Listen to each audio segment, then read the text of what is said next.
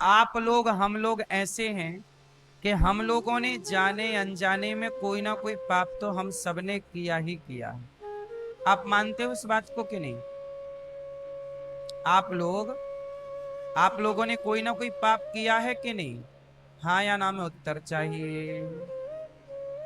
किया कि नहीं? आपको बहुत सारे चीज ऐसी होती हैं जो आपको पता नहीं होता, पर पाप तो पाप होते हैं। हमने झूठ बोला ये भी पाप है। हमने किसी भक्त का साधु का अपमान कर दिया ये भी एक पाप है। हमने गाय की अवहेलना कर दी यह भी एक पाप है। कहीं गाय मिल जाए रास्ते में तो गाय को बड़ी श्रद्धा से दूर से प्रणाम करना चाहिए। गाय को प्रणाम ना करना भी पाप है, आपको पता है ये बात? गाय को जैसे गाय निकल रही और आपने इग्नोर कर दिया ये भी एक पाप है। यही पाप राम जी के पूर्वज ने किया, राजा दिलीप ने। तो क्या हुआ? राजा दिलीप के कोई संतान नहीं हो रही थी, तो राजा दिलीप अपने गुरु जी के पास गए, वशिष्ठ जी के पास। तो वशिष्ठ जी से कहा कि मेरे बच्चे क्यों नहीं हो रहे हैं, इतना बड़ा राज्य कैसे चलेगा, पुत्र तो है ही नहीं, क्या गलती हो गई कि हमारा वंश नहीं बढ़ रहा है? तब गुरु वशिष्ठ जी ने कहा कि एक बार आप स्वर्ग से आ रहे थे और आपको रास्ते में नंदिनी मिली थी, नंदिनी गाय, और आपने उस गाय को, नंदिनी को देखकर उसे प्रणाम नहीं किया, उसे इग्नोर कर दिया, इसलिए आपके वंश की वृद्धि रुक गई है। तो क्या करें? बोले आप गैया की सेवा करो। तो फिर राजा दिलीप ने गाय की खूब सेवा की। वो गाय की सेवा कर रहे हैं, गाय को चरा रहे हैं, गाय को नहला रहे हैं, गाय को पानी, जब गाय पानी पीती तब राजा पानी पीते, जब गाय खाती उसके बाद खाते, इस तरह सेवा की। एक दिन क्या हुआ कि गाय गाय जंगल में चर रही थी, तभी शेर आया और शेर ने गाय को पकड़ लिया। अब गाय शेर के हवाले, अब शेर खाएगा। तो राजा दिलीप बोले, हे सिंह देवता, हमारी गाय को छोड़ दो, एक काम करो, तुम्हें भूख लगी है तुम हमें खा लो। शेर बोला तुम्हें भी खा लेंगे पर पहले गाय को हम खा लें। दिलीप बोले नहीं, तुम यदि खाओगे तो हम तुम्हें मार देंगे। शेर बोला दिलीप ये बताओ, शिकार करना हमारा धर्म है, भाई शेर का काम क्या है? जो मिलेगा, हिरण मिल जाए तो हिरण खाएगा, गाय मिलेगी गाय को खाएगा। बोले ये देखो इससे तो हमने मुंह पे दबाया है, इसलिए इस गाय पर तो हमारा अधिकार है। शेर बोला। राजा दिलीप बोले तुम ठीक कह रहे हो, ये तुम्हारी शिकार है, पर देखो हम कह रहे हैं कि हमें खा लो। तब गैया बोली, दिलीप बोले कि नहीं नहीं, आप हमें खाओ, गाय को छोड़ दो, क्योंकि गाय का बच्चा भूखा है, जाने का टाइम हो गया, उसका बच्चा इंतजार कर रहा होगा, रम्हा रहा होगा। बहुत प्रार्थना की, तब शेर मान गया। शेर मान गया, ठीक है हम गाय को छोड़ देते हैं और तुम्हें खाते हैं। तो राजा दिलीप ने अपना सिर झुका दिया और गाय की आजादी के लिए, गाय के लिए, गाय की रक्षा के लिए एक राजा ने स्वयं को शेर के हवाले कर दिया। जब शेर झपट्टा मारने बढ़ा तो वो शेर नहीं था, शेर के रूप में भगवान प्रकट हो गए। वाह राजन, आपने गाय का बड़ा सम्मान किया है। गाय के लिए मतलब आपने अपने प्राणों से अधिक गाय के प्राणों को समझा। लेकिन आज के भारत में क्या हो रहा है?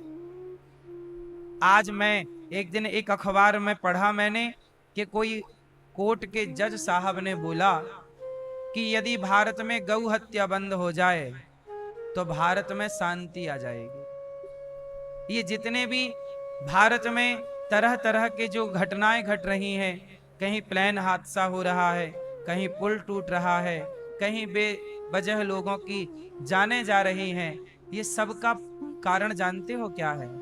ये सब कारण जो है, ये सब पाप बढ़ चुका है। और सबसे बड़ा पाप इस धरती का क्या है?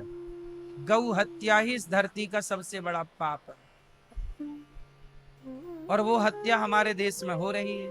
बूचड़ खाने गैया को काटे जा रहे हैं, मारे जा रहे हैं। क्यों जी, बात सही है कि गलत है?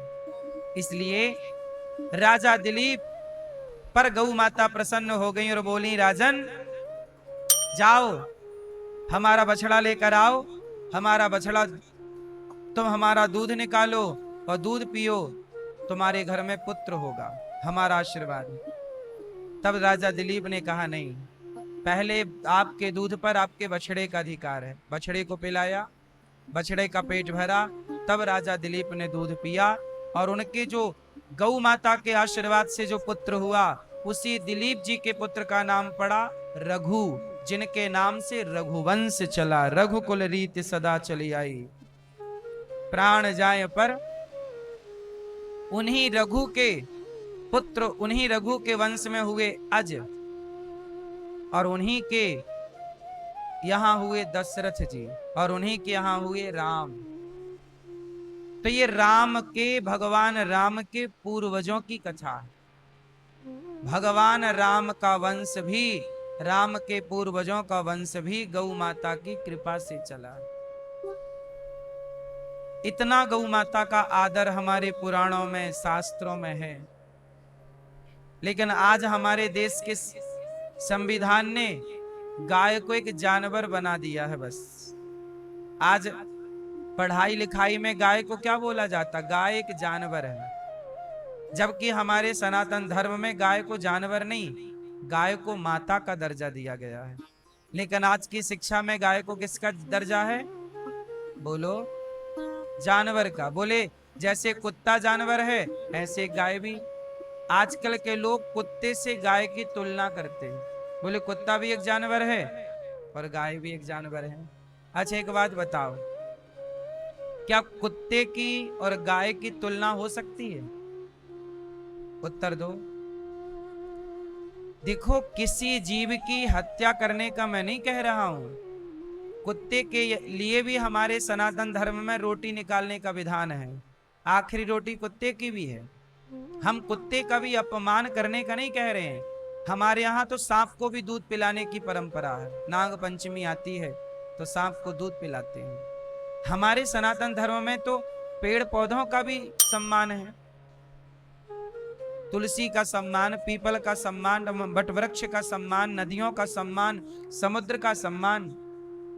बोलो हाँ। जितनी जान चींटी के अंदर है, जितनी जान मच्छर के अंदर है, उतनी ही जान, उतने ही प्राण, उतनी ही आत्मा तुम्हारे और हमारे भीतर है। पर सबकी तुलना तो अलग अलग है ना। क्या कुत्ते से गाय की तुलना हो सकती है? बोलो।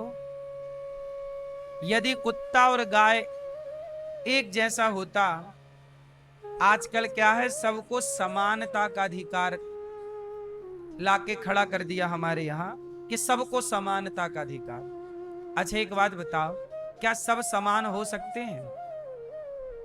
क्या प्रकृति सबको एक समान मानती है? बोलो, क्या आप सबको एक समान मान सकते हो? यदि एक समान मान सकते हो तो बताओ, आम और बबूल क्या एक समान है? आम और बबूल एक समान है? फिर ये धरती में कोई भी एक समान नहीं है और ना एक समान कभी हो सकता है।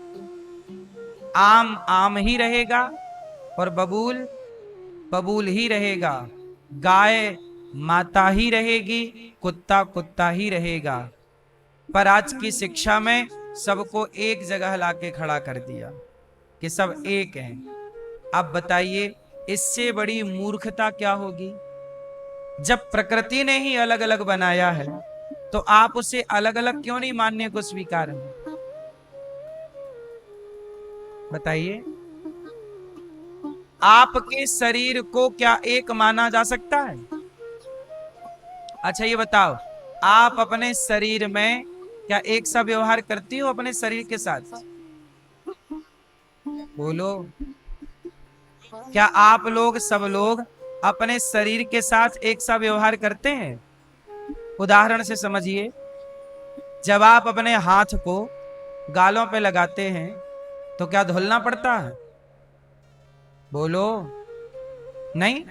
पर यही हाथ जब शौच के लिए आप बढ़ाते हैं तो हाथ धुलना पड़ता है कि नहीं? जबकि गालों पे हाथ आपका ही था, गाल भी आपके, हाथ भी आपके, और शौच के लिए भी वो जगह आपकी ही है और हाथ भी आपके ही, पर दोनों अलग अलग है।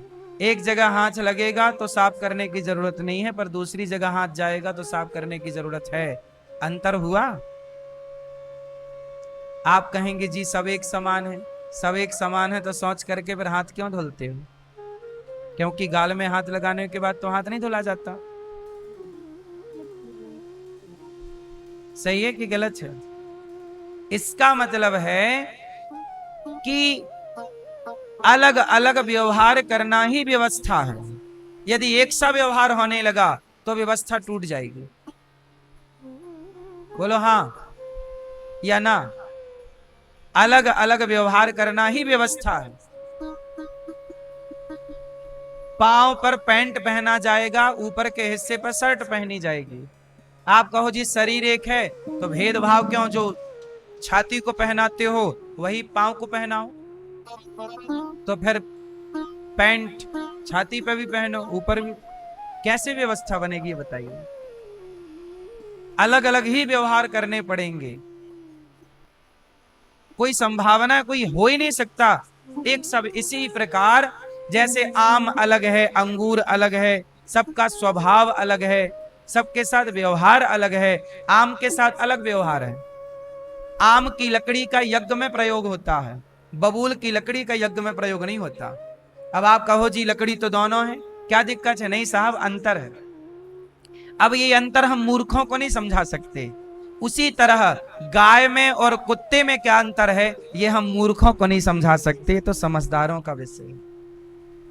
और आज इस देश में मूर्खों की जनसंख्या ज्यादा है, समझदार लोग हो गए हैं कम। अब लोग कहते हैं कि गाय और कुत्ते में क्या अंतर है। अब तुम्हें कैसे समझाएं? तुम अब गधा बुद्धि है तो हम क्या समझाएं? बताओ मेरी माँ, क्या दोनों बराबर हो सकते हैं? कुत्ते के साथ कुत्ते जैसा व्यवहार होगा और गाय के साथ गाय जैसा व्यवहार होगा।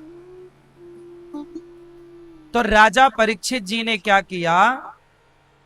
एक संत का अपमान कर दिया। यदि आपसे जाने अनजाने में कोई पाप हो जाए तो क्या करें? हो तो गए, तो उन पापों की मुक्ति के लिए भागवत सुनी जाए, और जो भागवत सुनता है वह पाप से निष्पाप हो जाता है। भागवत जी उसे निष्पाप करती है। हमने कोई ना कोई पाप किए ही होंगे, अब वो हो ही गए, अब क्या करें? तो भागवत सुनो।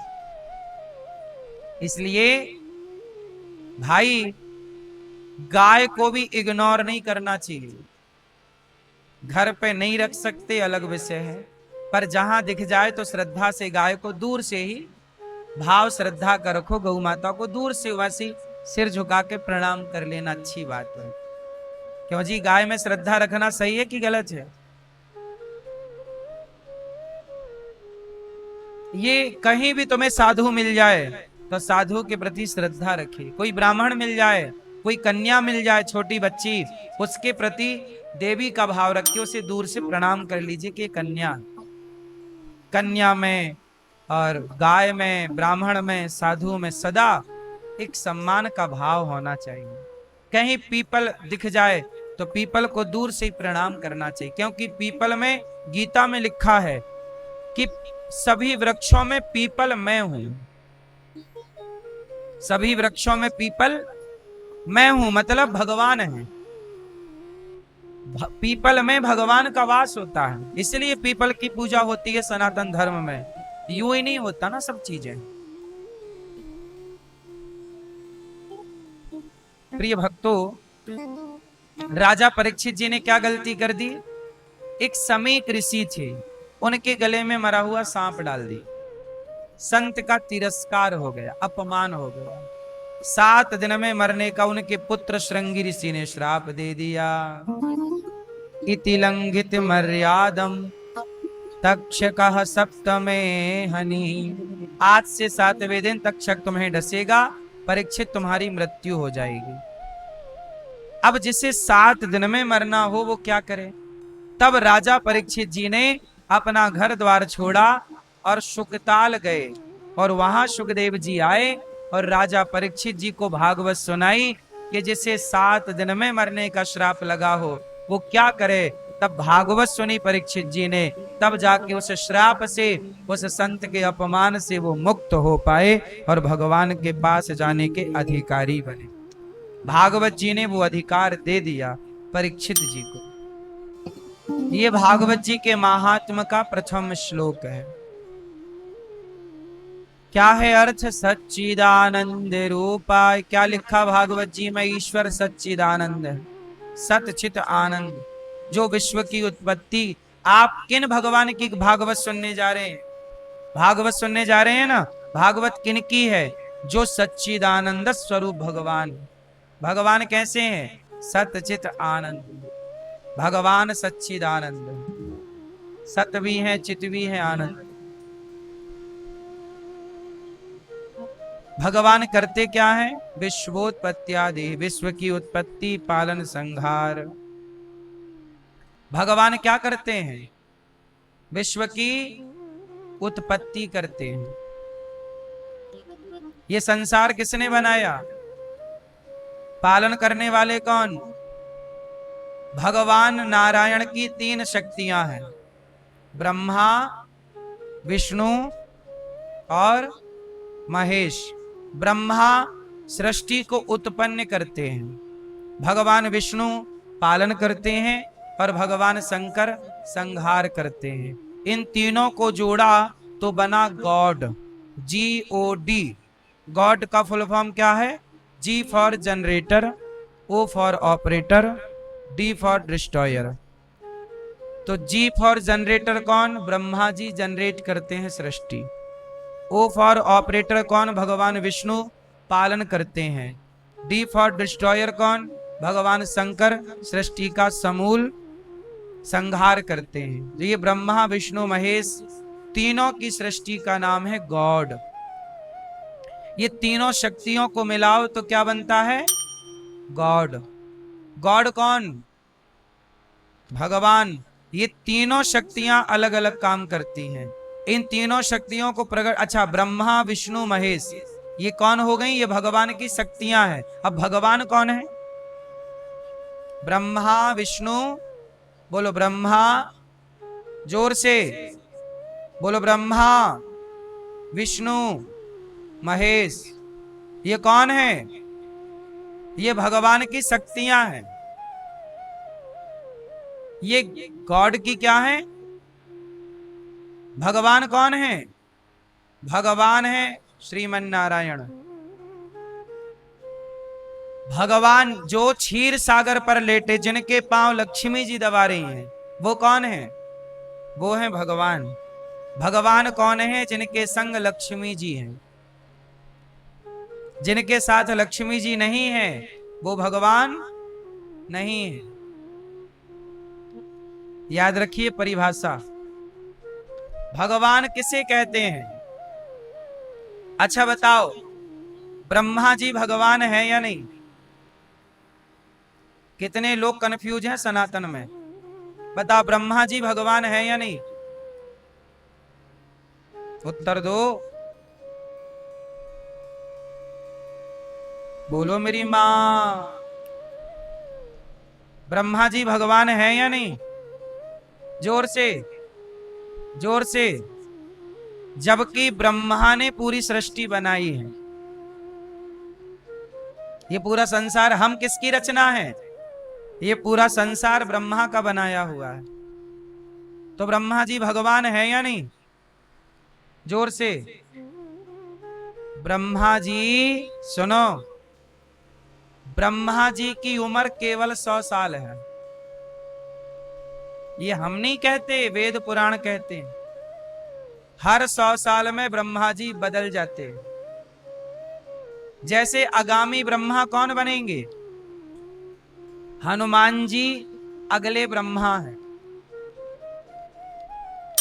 हर 100 साल में ब्रह्मा जी बदल जाते हैं। पर ब्रह्मा जी का 100 साल कितना बड़ा होता है जानते हो? चलो 100 साल ब्रह्मा जी के सुनो। पहले ब्रह्मा जी का एक दिन कितना बड़ा है वो सुनो। ब्रह्मा जी के एक दिन को कहते हैं कल्प। क्या बोलते हैं? जोर से। ब्रह्मा जी का एक दिन इतना बड़ा होता है कि जैसे हमारा एक दिन कितने घंटे का होता है? 12 दिन, 12 घंटे का। 12 घंटे का दिन, 12 घंटे की रात, 24 घंटे का सर्कल होता है। 24 घंटा मतलब एक दिन। क्यों जी? रात दिन मिला के एक गिना जाता है। उसी तरह ब्रह्मा जी का एक दिन कितना बड़ा होता है? 1000 बार सतयुग, त्रेता, द्वापर, कलयुग। जब ये 1000 बार चक्कर लगा लेते हैं। कलयुग की आयु है 4,32,000 वर्ष। द्वापर की आयु है 8,64,000 वर्ष। कलयुग से ठीक तिगुनी 12,96,000 वर्ष। त्रेता की आयु है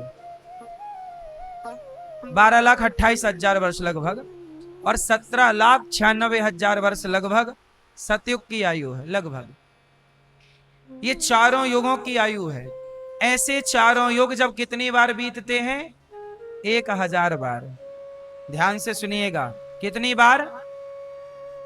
1000 बार जब सतयुग, त्रेता, द्वापर बीतता है, तब क्या होता है? तब ब्रह्मा जी का एक दिन होता है। इस तरह ब्रह्मा जी अभी 52 साल के हो गए हैं लगभग। इस तरह ब्रह्मा जी की 100 वर्ष की आयु कंप्लीट होने पर ब्रह्मा जी का रिटायरमेंट हो जाएगा। इसलिए ब्रह्मा जी बदलते हैं। अच्छा, ब्रह्मा जी किसके अंडर में काम करते हैं? भगवान श्रीमन नारायण के। तो ब्रह्मा तो कार्य करता है, ब्रह्मा तो एक कार्य करता है। हमें और आपको ब्रह्मा बना दिया जाए तो हमें भी वही करना पड़ेगा। जैसे हनुमान जी को बनाएंगे अगले बार, हनुमान जी का नंबर है। इंद्र क्या है? इंद्र एक कार्य करता है। जैसे अभी पुरंदर नाम के राजा इंद्र हैं, आगामी टाइम पर राजा बलि को इंद्र बनाया जाएगा। ये सब कार्य करता है। अग्नि देवता, वरुण देवता, ये सब कार्य करता है। मूल भगवान कौन है? भगवान जो लेटे हैं शेष नाग के ऊपर, और लक्ष्मी जी जिनके चरण दबा रही हैं, जो लेटे लेटे सब कर रहे हैं। अपनी नाभि से एक कमल उत्पन्न किया भगवान ने, तो कमल में ब्रह्मा जी प्रकट हुए। तो ब्रह्मा जी तो भगवान के कौन लगे? बेटा, बेटे का बेटा। भगवान के पुत्र हैं कमल। नाभि से कौन निकला? कमल में ना ब्रह्मा जी प्रकट हुए। तो ये पुत्र के पुत्र हुए कि नहीं? और फिर भगवान ब्रह्मा जी, सुनो, फिर ब्रह्मा जी से क्या हुआ? ब्रह्मा जी की भ्रकुटी से भगवान शंकर का प्राकट्य हुआ। अब मैं आपको यहां कंफर्म करूं कि ब्रह्मा जीव कोटि में आते हैं। ब्रह्मा किस कोटि में आते हैं?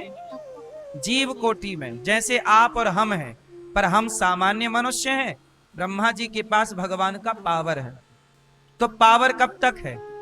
जब तक 100 साल नहीं होते। 100 साल के बाद रिटायरमेंट पक्का है। जैसे प्रधानमंत्री जी 5 वर्ष के हैं, 5 साल बाद फिर चुनाव होगा। बोलो हाँ, समझ में आई ना बात? इसलिए ब्रह्मा जी का काम है सृष्टि उत्पन्न। लेकिन एक बात और समझिएगा कि भगवान अपनी शक्ति से ही ब्रह्मा, विष्णु और महेश, तीनों को प्रकट करते हैं। किसके लिए? व्यवस्था के लिए। अच्छा ये बताओ, जैसी ये पृथ्वी यहां है, ऐसी पृथ्वी और भी है कि नहीं है? बोलो। आकाश गंगा के बारे में सुना है मैया? ये ब्रह्मांड कितना बड़ा है आपको पता है? ऐसी ना जाने और कितनी पृथ्वियां हैं, जिन पृथ्वियों में अलग सूर्य है, अलग चंद्रमा है, वहां के देवता अलग हैं, वहां के ब्रह्मा अलग हैं, वहां के व्यवस्थापक अलग हैं। तो आपने रामचरितमानस में पढ़ा होगा, आपने पढ़ा ब्रह्मांड निकाया निर्मित माया, रोम रोम प्रतिवेद कहें। भगवान के एक एक रोम पर अनेक अनेक सृष्टियां हैं, करोड़ों सृष्टियां, आपको पता ही नहीं है। ये पृथ्वी कितनी सी है? पृथ्वी, इस पूरे ब्रह्मांड को देखा जाए तो पूरे ब्रह्मांड में पृथ्वी कितनी बड़ी है बताओ? पूरी पृथ्वी इतनी सी है। यदि पूरे ब्रह्मांड को देखा जाए तो पूरे ब्रह्मांड में पृथ्वी की हैसियत कितनी है? इतनी, इतनी, इससे भी छोटी बल्कि। हाँ या ना? मंगल ही इससे कितना बड़ा है? बृहस्पति ही पृथ्वी से कितना बड़ा है? बोलो हाँ। पृथ्वी इतनी सी है, इतनी सी पृथ्वी पर 206 देश हैं, समुद्र है, सब कुछ है, सूर्य है, चंद्रमा है। ऐसी ऐसी तमाम और पृथ्वियां हैं मैया, ऐसी तमाम और पृथ्वियां हैं। ये समझो, ये पृथ्वियां हैं, ये देखो। और ये पूरा ब्रह्मांड है। जिस ब्रह्मांड में एक पृथ्वी ये है, इस पृथ्वी वाले इस पृथ्वी तक नहीं जा सकते, इस वाले यहां नहीं आ सकते। बोलो हाँ। पर ये बात कौन जानता है? ये बात हम नहीं कह रहे हैं, वैज्ञानिक भी कह रहे हैं। पर वैज्ञानिक तो अब कह रहे हैं, हमारे ऋषि मुनि और वेद पुराण तो पहले ही से कह रहे कि करोड़ों करोड़ों ऐसी और सृष्टियां जिसके बारे में केवल ईश्वर ही जानते हैं। तो सुनो, ऐसी करोड़ों पृथ्वियां हैं तो करोड़ों ब्रह्मा होंगे, क्योंकि हर सृष्टि में एक ब्रह्मा चाहिए। तो करोड़ों सृष्टियां तो करोड़ों देवता होंगे। इसलिए आप ये समझो कि करोड़ों करोड़ों पृथ्वियों के मालिक यदि कोई एक है तो उन मालिक का नाम है भगवान श्रीमन नारायण। वही है नारायण जो चाहे तो रोज ब्रह्मा प्रकट कर सकते हैं। रोज ब्रह्मा का प्रकट कहते, जब ब्रह्मा जी का 100 साल पूरा होता है तब भगवान श्रीमन नारायण की एक पलक झपकती है।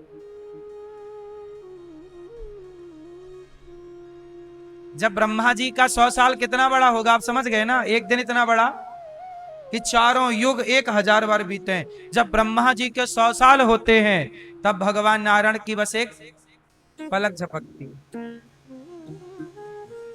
ऐसी, इसलिए भगवान को भगवान कहा जाता है। इसलिए भगवान कोई और नहीं हो सकता। सबको भगवान की उपाधि नहीं दी जा सकती, सबको भगवान के समकक्ष लाकर खड़ा नहीं किया जा। आप लोग क्या करते हैं, आप तो जरा सा आपको कोई चमत्कार दिखाने लगे तो आप बोलते हो ये भगवान है, ये भगवान है। कोई व्यक्ति भगवान नहीं हो सकता। बोलो। ऐसे भगवान सच्चिदानंद स्वरूप हैं जो विश्व की उत्पत्ति, पालन और संहार करते हैं, सारे दुखों का नाश करते हैं।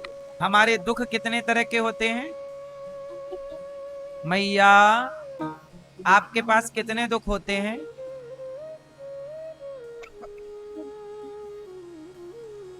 मैया आपके कितने दुख हैं? कितने? बहुत हैं, गिन के बताओ। मैया आपके कितने दुख हैं? कोई नहीं? मैया चश्मा वाली मैया, एक दुख है क्या? क्या दुख है मैया? कितने दुख होते हैं? पीली मैया, जा रही हो मेरी माँ? जाओ, टाटा। अच्छा ये बताओ, दुख कितने प्रकार के होते हैं?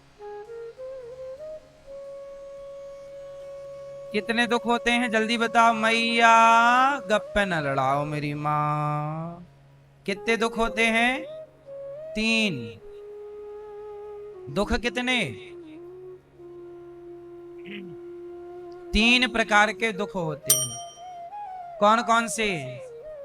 कोई तन दुखी, कोई मन दुखी, कोई धन बिन रहत उदास, दैहिक दैविक भौतिक तापा। कोई तन से दुखी है, या कोई मन से दुखी है, या कोई धन का दुखी है। चौथा कोई दुख हो तो आप बताओ। भैया बोल रही हैं बहुत दुख है। बहुत नहीं होते मेरी माँ। दुख या तो तन का दुख होगा, शरीर परेशान करेगा, रोग, या तो मन का रोग है, मन का बहू मन की नहीं मिली, बेटा मन का नहीं है, पत्नी मन की नहीं है, नौकर चाकर मन के नहीं है, तो मन का दुख। मन का नहीं हुआ, हमारे मन का नहीं हुआ। हमारी बहू हमारे मन का हलवा नहीं बनाती है।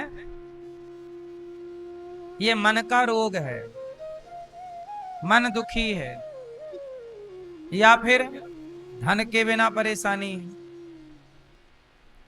परंतु जो भगवान की शरण में होता है, ना उसे तन का रोग है, ना उसे मन का रोग है, ना धन का रोग है। बताओ सुदामा को कौन सा रोग था? बताओ मीराबाई को कौन सा रोग था? बोलो। जो भगवान की शरण में है उन्हें कोई रोग नहीं है। यदि रोग है तो केवल भक्ति का रोग है, भगवान से प्रेम का रोग है। मीराबाई कहती हैं हमारा तो बस एक ही दुख है, कृष्ण का दर्शन नहीं हुआ। बस कब होगा? रोती तो कृष्ण के लिए। इसलिए मेरी माँ, भगवान के लिए, जो भगवान की शरण में है, बस वही सुखी है। कोई तन दुखी, कोई मन दुखी, कोई धन बिन रहत उदास, थोड़े थोड़े सब दुखी, सुखी राम के दास। जो भगवान की शरण में वो खुश हैं, वरना सब परेशान हैं। आज संसार में देखिए नजरें उठाकर सब लोग परेशान हैं। जिनके पास सब कुछ है वो भी रो रहे हैं, और जिनके पास कुछ नहीं है वो भी परेशान हैं। पर जो भगवान के बन गए वो पेड़ की छांव में, महलों में रहने वालों से ज्यादा खुश। इसलिए भगवान के बन जाओ जल्दी से। आप किसके हो? चश्मा वाले भैया, आप किसके हैं? भगवान के हैं। अच्छा, आप किसके हो? भैया पीछे वाले, आप किसके हो? हैं? अपनी पत्नी के कि अपने बेटे के? हम लोग किसके होते हैं? पत्नी के हो जाते हैं। पति शादी हुई तो पति क्या बोलता, आज से हम तुम्हारे हो गए। आदमी पत्नी का हो जाता है, पति का हो जाता है, परिवार का हो गया, बेटे का हो गया, पूरी जिंदगी में वो केवल भगवान का नहीं बन पाता, बस इसलिए चक्कर में पड़ा रहता। हम कहते हैं किसी के क्यों बनना है? आप किसके हो? हैं? किसके हो? कोई पति का है, कोई पत्नी का है, कोई पिता का है, कोई पुत्र का है, कोई मित्र का है। यार मैं तेरा हूं, यार मैं तेरा हूं, मित्र का। जब आप ये कहते हो यार मैं तेरा हूं, आप भगवान से कब कहोगे कि प्रभु मैं अब आपका हूं, केवल आपका हूं? सबके बन गए आप, मैं सबका होकर देख लिया, एक तेरा होना बाकी है। रोया मैं बहुत जग के आगे, तेरे आगे रोना बाकी है। सबके आगे रोकर देख लिया, भगवान के आगे रोना बाकी है। सबका होकर देख लिया, भगवान का होना बाकी है। बताओ कब भगवान के बनोगे?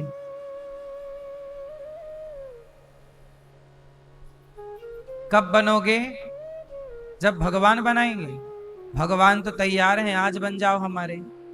वो थोड़ी कोई मना कर रहे हैं, आप ही बनना नहीं चाहते। आप भगवान के बनना नहीं चाहते। आप खुश हैं पत्नी का बन के, पति का बन के, परिवार का बन के खुश हैं। आप लोग बहुत खुश हैं और खुश ही रहिएगा। लेकिन एक बात बताएं, आपके पास बेटा हो जाए, बेटी हो जाए, बेटी बेटा अच्छा कमाने लग जाए, पैसा हो, गाड़ी हो, बंगला हो, आप कहते हैं मेरे पास सब कुछ है। एक बात बताओ, क्या आपका जन्म गाड़ी और बंगला पाने के लिए ही हुआ था? आप कहते हैं ना मेरे पास तो गाड़ी बंगला है, पद है, प्रतिष्ठा है, बेटा है, बेटी, सब कुछ है। तो सवाल मैं आपसे पूछूं कि आपका जन्म क्या गाड़ी और बंगला बनाने के लिए ही हुआ था? क्या मानव शरीर ईश्वर ने केवल बच्चे, बेटा बेटी पैदा करने दिए कि 2 बेटे 4 बेटी में खुश रहूं? केवल इतनी सी सोच है आपकी क्या? इतना सा काम करने आए हो क्या?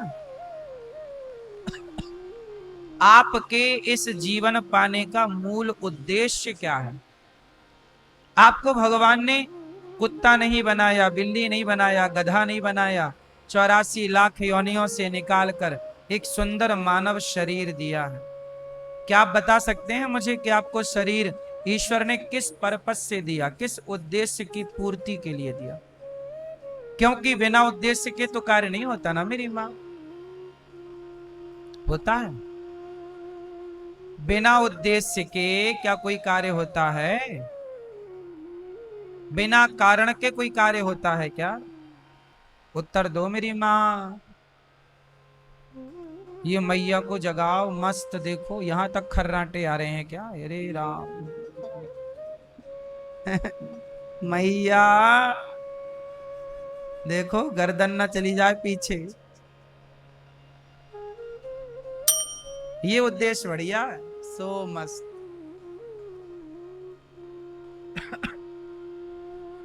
किस्मत वाले हैं वो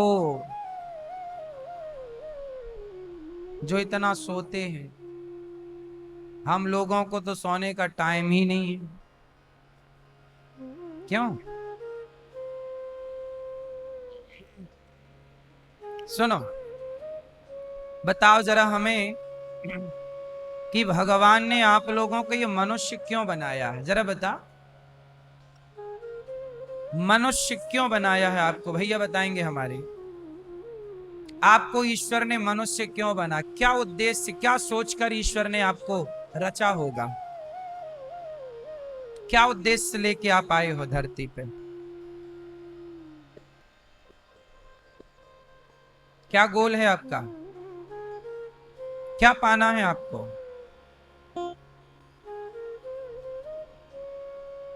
चश्मा वाली मैया बगल में, आपको ईश्वर ने मनुष्य क्यों बनाया है, क्या उद्देश्य था, क्यों है, किसको पाना, भगवान को पाना। भगवान ने तो बनाई है या उन्होंने तो भेजा है, उन्होंने तो अपने से यहां भेजा, जाओ। क्यों भेजा,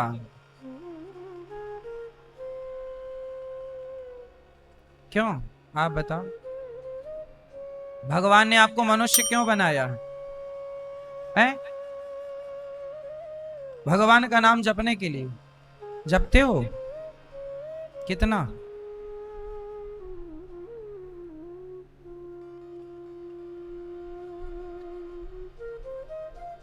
एक बात बताओ, तुम्हारा पिता तुम्हें बाजार भेजे किसी काम से और तुम बाजार में जाओ और बैठो और पिता का नाम जपने लगो, पिता पिता पिता पिता पिता पिता पिता, और काम ना करो तो लौट के आओगे तो बाप तुम्हारी आरती उतारेगा कि चार जमाएगा कि नहीं।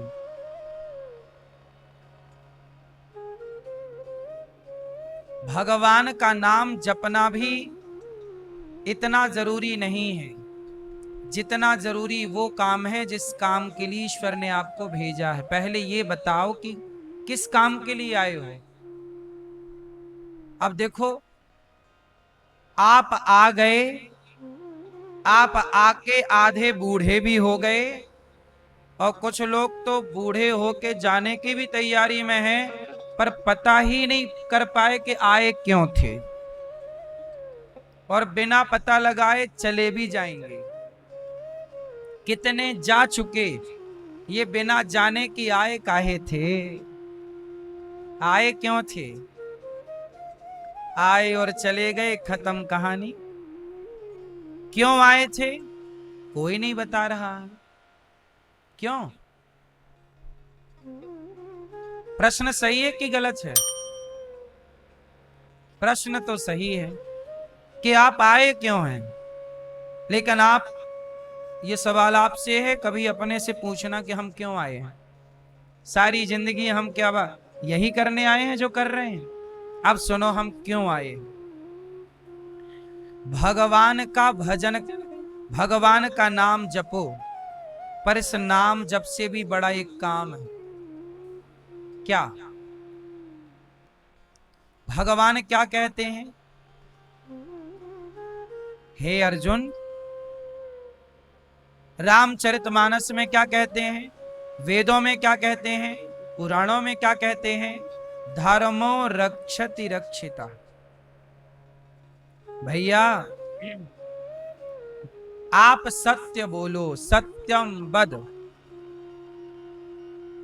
क्या, किस रास्ते पर चलो, सत्य के रास्ते पर चलो, सत्य बोलो, दया करो, और परहित सरिस धर्म नहीं भाई। हम क्यों आए हैं संसार में, इसलिए आए हैं कि हमें कोई भी मिल जाए, चाहे कुत्ता मिले, गाय मिले, पक्षी मिले, पशु मिले, इंसान मिले, नारी मिले, पुरुष मिले, कोई भी मिले, यदि उसे दवाई की जरूरत है तो हम दवाई करके उसको उस दुख से दूर करें। भूखा है तो रोटी देकर उसका दुख दूर करें। मतलब हमें ईश्वर ने भेजा है कि जाओ तुम लोगों का दुख दूर करो, जाओ लोगों की हेल्प करो, लोगों की मदद करो। हम उद्देश्य क्या लेकर आए हैं, सर्वहिताय, सबका हित करने के लिए, सबका भला। सबका क्या करना है, सबका भला। लेकिन आज का आदमी इतना स्वार्थी हो गया कि सबका भला तो भूल गया, केवल खुद के भले में लगा है और खुद का भला भी नहीं कर पा रहा है। खुद के भले के चक्कर में खुद का बुरा कर लेता है। कैसे? जैसे आपने अपनी मां को घर से निकाल दिया, आपने चोरी कर ली कि पैसे कमा लेंगे, थोड़ा भ्रष्टाचार कर लें, कमीशन ले लें, रिश्वत ले लें, तो आपने ले लिया। इस चक्कर में तो लिया कि मैं पैसे वाला हो जाऊंगा, लेकिन वही रिश्वत, वही पाप अब तुम्हें भोगना पड़ेगा। कहां जाएगा? जो तुमने पाप कमाया है वो कौन लेगा? वो एक डाकू की कथा तो सुनी होगी। एक डाकू सबको लूटता था जंगल में, लेकिन वही डाकू से जब नारद जी मिले तो नारद जी ने पूछा कि भैया ये तुम किसी को मार दे रहे हो, हार सोना चांदी चुरा ले रहे हो, जो तुम पाप कमाओगे वो कौन भोग? तो सोना तो तुमने बांट लिया, पर क्या मेरा पाप बांटोगी? तो पत्नी ने मना कर दिया। और हां भी करती तो क्या ईश्वर के विधान में यह है कि पति का पाप पत्नी ले सकती? नहीं ले सकती। कांटा आपको लगेगा तो दर्द पत्नी को नहीं होगा, या कांटा पत्नी को लगेगा तो दर्द पति को नहीं होगा। जो पाप करेगा वही भोगेगा। पति ने किया है, पत्नी ने मना कर दिया, मैं कैसे भोगूंगी? मैं चाह भी लूं तो स्वामी कैसे? ईश्वर का विधान नहीं है। पिता से कहा, पिता ने मना कर दिया। आपकी प्रॉपर्टी के उत्तराधिकारी बहुत होंगे, पर आपके पाप का उत्तराधिकारी कोई ना होगा। पाप तो स्वयं भोगना पड़ेगा। इसलिए आज का आदमी पाप करता है तो पाप करने वाला क्या खुद पर उपकार, खुद का भला कर रहा है? आप पाप करके किसका बुरा कर रहे हैं? बोलो जोर से। खुद का। किसका बुरा करोगे? आप पाप करके खुद के साथ अन्याय करते हैं। जब आप खुद के साथ अन्याय करते हैं तो दूसरों के साथ आप क्या न्याय करोगे? न्याय तो हरिश्चंद्र ने किया कि बाजार में बिक गए, पर अपने सत्य को जाने नहीं दिया। न्याय तो दशरथ जी ने किया, मर गए पर वचन नहीं छोड़ा। ऐसे सत्यवादी दयावान राजा रंतिदेव 64 दिन से भूखे थे। पत्नी और पुत्र 64 दिन भूखे। तभी गांव में कहीं भंडारा हो रहा था, लंगर था, तो इन्हें रोटी, थोड़ा पूड़ी, सब्जी और खीर मिल गई। तो ये नदी के किनारे आए, पत्तल लगाई और बैठे खाने। तब एक चांडाल आ गया कुत्ता लेकर।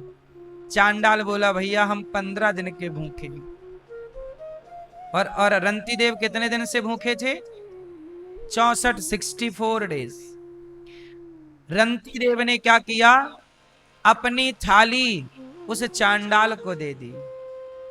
तब उनका बेटा बोला, 5-6 साल का नन्हा बालक था, बोला, पिताजी आप ना दो, मैं अपनी थाली दे देता हूं। वो बेटा कितना भूखा ना रहा होगा, लेकिन अपनी थाली दे दी।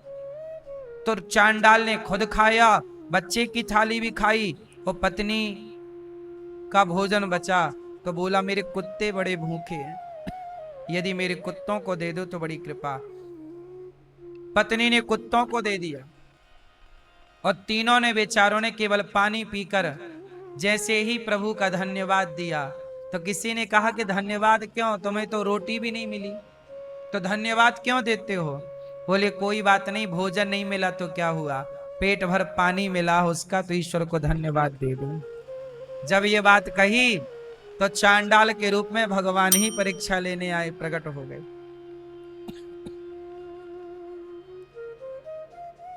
अब बताओ, खुद भूखे रहकर लोगों का पेट भरना, ये है ना मानव जीवन की सार्थकता?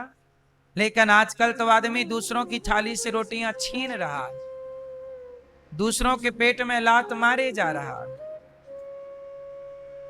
और फिर कहता है कि मैं इंसान हूं। एक बात बताओ, क्या ईश्वर ने आपको इसीलिए भेजा था कि जाओ तुम दूसरों का हक मार के खा जाना, जाओ तुम भ्रष्टाचार करना, तुम देश के साथ गद्दारी करना, तुम लोगों को ठगना छलना? क्या ईश्वर ने हम सबको इसलिए भेजा है? बोलो मेरी मां, पूछना ये सवाल सब लोग अपने आप से कि इस संसार में आने का मूल उद्देश्य क्या है, क्या करने आए हैं हम सबके काम आए, सबकी सेवा करें।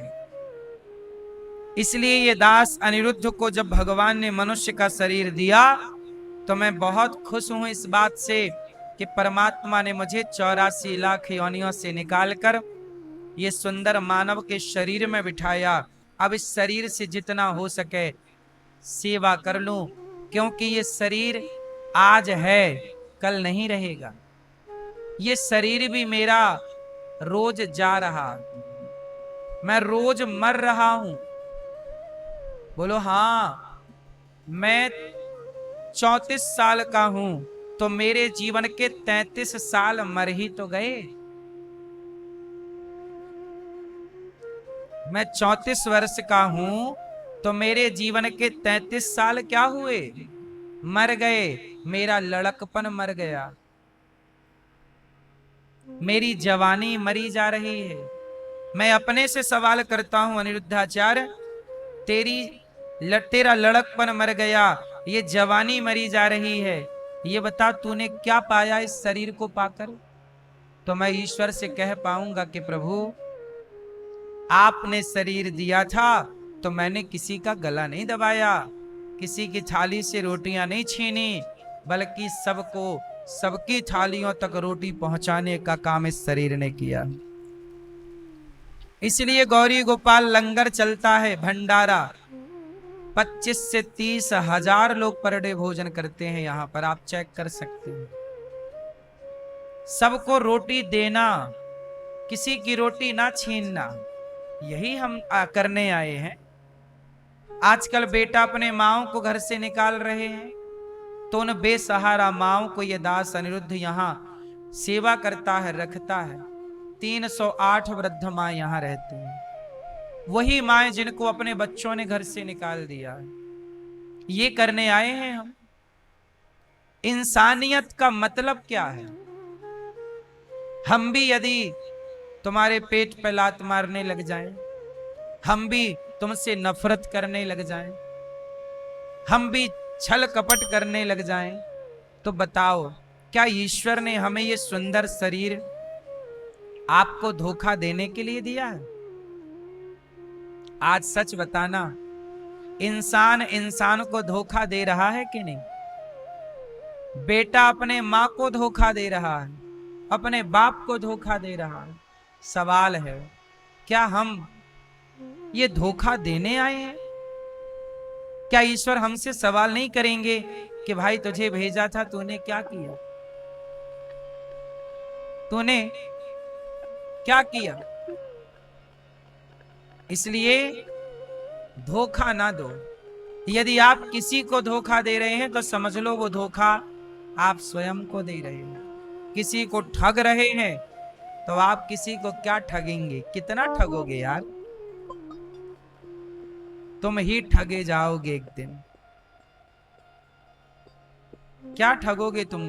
कितना ठगोगे? दुर्योधन भरी सभा में जब द्रौपदी के कपड़े उतरवा रहा था दुशासन से, तो बताओ दुर्योधन द्रौपदी के कपड़े उतार रहा था या वो स्वयं अपनी इज्जत उतार रहा था? बोलो। दुर्योधन ने उतारा तो द्रौपदी के कपड़े था दुशासन के द्वारा, पर द्रौपदी के कपड़े वो ना उतार पाया, लेकिन स्वयं की समाज में इज्जत उतर गई। आज तक किसी बाप ने अपने बेटे का नाम दुर्योधन नहीं रखा तब से। बोलो, रखता है कोई बाप अपने बेटे का नाम दुर्योधन? आपको क्या लगता है कि दुर्योधन द्रौपदी के साथ गलत कर रहा? नहीं, दुर्योधन ने द्रौपदी के साथ गलत नहीं किया, उसने खुद के साथ गलत किया। इसलिए सजा द्रौपदी को नहीं मिली, सजा अंत में दुर्योधन को मिली। बोलो हाँ। आज युगों के बाद भी उस दुर्योधन का समाज में सम्मान स्थापित ना हो सका। रावण, आपको क्या लगता है रावण ने सीता को दुख दिया? सीता मां को कितना दुख दिया रावण ने? जितना दुख दिया, रावण के सामने रावण के 1,00,000 बेटे मर गए। पूछो उस बाप से जिस बाप के आगे उसके बेटे मर जाएं। इस धरती का सबसे बड़ा दुख जानते हो क्या है? पिता के आगे पुत्र की मृत्यु, यही सबसे बड़ा दुख है।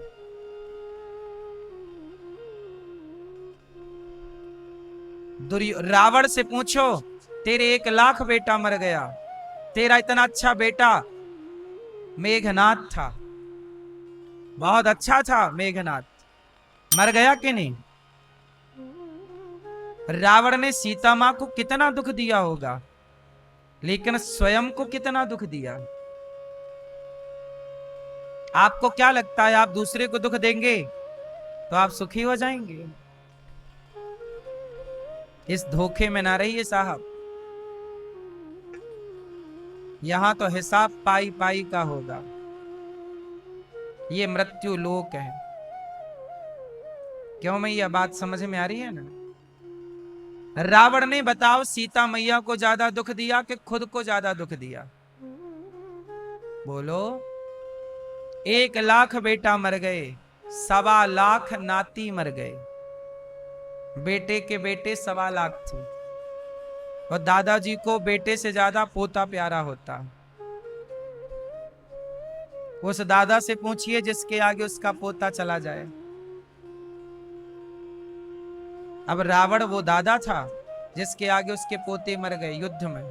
1,25,00,000, और 1-2 नहीं, और 1,00,000 बेटा। सोचिए जिसके घर में 1,00,000 स्त्रियां विधवा हो गई होंगी, वो अपने घर की स्त्रियों को देख के कैसा रहा होगा? जहां चारों तरफ चीख पुकार मची हो। पूरी लंका में चारों तरफ केवल रोने की आवाजें थी। जिस लंका में कभी किलकारियां गूंजा करती थीं, जिस लंका में कभी ठहाके और हंसी गूंजा करती थी, उस लंका में चारों तरफ केवल रोना रोना रोना रोना, महिलाओं का चीखना, रोना ही रोना सुनाई पड़ रहा। किसके कारण? रावण की गलत चाह थी ना। तुम दूसरों के साथ गलत करोगे, तुम किसी पत्नी को उसके पति से अलग करोगे, तो तुम्हारे को ईश्वर नहीं देख रहा? आज मैं ये बात उन मर्दों को कह रहा हूं, उन पुरुषों को कह रहा हूं, जो तुम अपनी पत्नियां छोड़ छोड़ कर तुम दूसरों की पत्नियों को ताकते हो।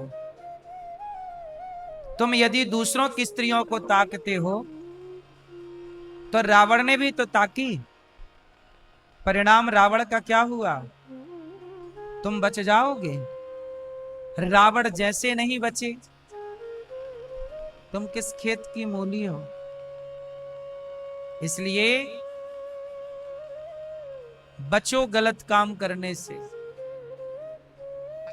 ये कथाएं, ये इतिहास केवल पढ़ने के लिए नहीं है, जीवन में उतारने के लिए है। इस रास्ते पर चलने के लिए है कि हम ये गलतियां ना करें। इतिहास में हुई थी तो परिणाम क्या हुआ, हम करेंगे तो परिणाम क्या होगा। आज एक स्त्री गलत करती है तो क्या उसकी सजा उसके पूरे परिवार को नहीं मिलती? बोलो। अब बताओ, अभी एक लड़की ने अपने पति को हनीमून मनाने के बहाने और खाई में मार के फेंक दिया। राजा नाम का लड़का, सोनम नाम की लड़की। चलो, वो सोनम ने तो पति का मर्डर किया अपने यार के लिए और वो तो जेल में बैठ गई। लेकिन एक बात बताओ, क्या आज भी उसके पिता को, उसकी माँ को, उसके भाई को, क्या आज भी समाज सजा नहीं दे रही है? गलती तो उस लड़की ने की, पर समाज की नजरों से तो उसका भाई भी गिर गया ना। समाज क्या उस भाई को, उस पिता को, उसकी मां को सम्मान देगा? जबकि उसकी मां की क्या गलती थी, उसके भाई की क्या गलती थी, उसके बाप की क्या गलती थी? उसके बाप ने तो अच्छा तेरे लिए लड़का ढूंढ के दिया कि मेरी बेटी खुश रहेगी, ये लड़का अच्छा है, इसका परिवार अच्छा है। तेरे लिए तो बेहतर प्लानिंग की थी, पर गलती तूने की लड़की, तेरी गलती से तू तो जेल चली गई, सजा तुझे मिली। पर याद रखना, उसके माँ बाप को सजा मिली कि नहीं मिली? बोलो, समाज की नजरों से वो गिर गए कि नहीं वो माँ बाप? लोग तो यही कहेंगे ना, तेरी बेटी देख, तेरी बहन देख। ये लोग सोचते नहीं हैं। आप कोई भी काम करते हो, उसका प्रभाव आप पर, आपके परिवार पर, आपके समाज पर, आपके देश पर पूरा पूरा प्रभाव पड़ता है। इसलिए कहते हैं हमारे ऋषि मुनि कि बिना विचारे जो करें सो पाछे पछताएं। अब वो सोनम पति को मार के अब जेल में बैठी क्या कर रही होगी? खुश हो रही होगी क्या कि मैंने बहुत बढ़िया किया? क्या वो वहां नाच रही होगी क्या? वो अपने हर पल घुट घुट के मर रही होगी कि मैंने ऐसा क्यों किया? पर अब पछताए होत क्या, जब चिड़िया चुग गई अब क्या होगा? अब तो हो ही गया जो होना था। इसलिए कहता हूं, बिना विचारे जो करें सो पाछे पछताएं, और काम बिगाड़े आपनो, जग में होत हंसाएं। इसलिए भगवान ने आपको ये मानव शरीर दिया है तो आप अच्छे काम करिएगा। भगवान ने ये शरीर दिया है इसलिए कि आप किसी के काम आए, इसलिए नहीं दिया कि आप किसी को मार डालें, किसी के साथ गलत करें। इसलिए दास अनिरुद्ध, इन हाथों से मैं किसी का गला कभी नहीं दबा सकता। मैं सदा इन हाथों से अपनी वृद्ध माओं के पांव दबाता हूं, क्योंकि ये पांव दबाने के लिए मिले। अपने पिता के पांव दबाओ, अपने माता के पांव दबाओ, ये अपने पति के पांव दबाओ। ये हाथ मिले हैं सेवा के लिए, हाँ या ना? इसलिए ये मानव जीवन बहुत अनमोल है। हम मर के जाएंगे तो भगवान हमसे पूरे 100 वर्षों का हिसाब मांगेंगे। मेरी उम्र जितनी होगी, 50 होगी तो 50 वर्ष का मुझे हिसाब देना पड़ेगा। 100 वर्ष होगी मेरी आयु तो मुझे 100 वर्ष का। आप लोगों की आयु जितनी होगी, आपको उतनी आयु का हिसाब मांगेंगे परमात्मा। देना मेरी माँ, हिसाब तो देना ही पड़ेगा। क्यों भैया, कि नहीं देना पड़ेगा? यहाँ की सरकार को हिसाब देना पड़ता है साल में, मार्च के बाद, मार्च तक एंडिंग। जब यहाँ की सरकार को हिसाब देना पड़ता है तो वो तो जगत की सरकार है, उसे तो हिसाब देना ही पड़ेगा। कौन बचा है उसकी सरकार से? कौन बचा है उसके हिसाब से?